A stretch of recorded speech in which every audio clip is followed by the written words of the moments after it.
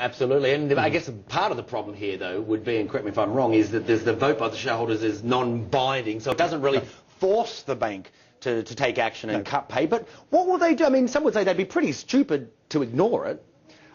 You effectively have more than half of your shareholders who do not approve your executive remuneration, whether it's non-binding or not. It's a fairly strong and significant message. Chris, great stuff as always. Thanks.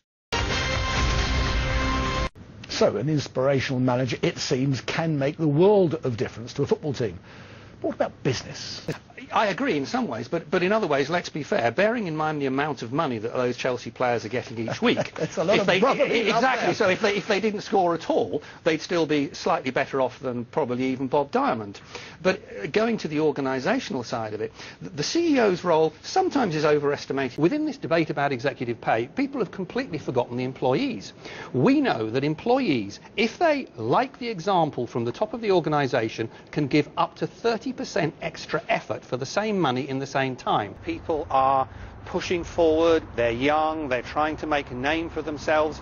Going to your boss and admitting that you've made a mistake is not too good. Entrepreneurs and businessmen, let's call them businessmen, they're not the same, are they?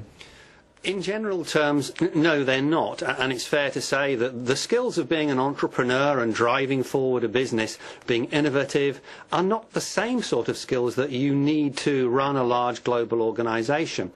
First of all, we hear this phrase, rogue trader, once again. How can it keep on happening?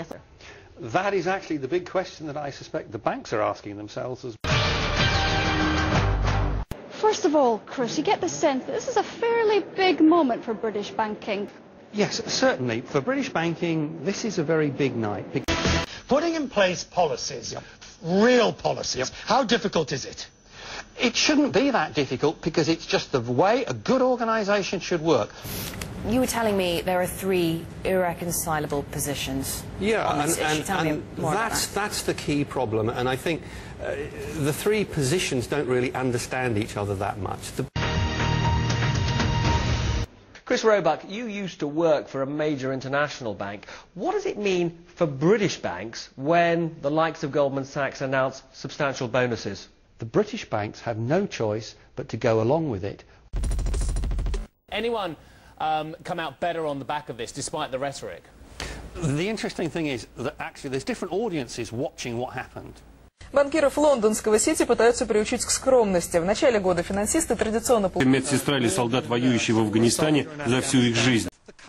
Se la cultura che domina in banca è quella che pretende la perfezione per fare carriera e guadagnare più soldi, beh,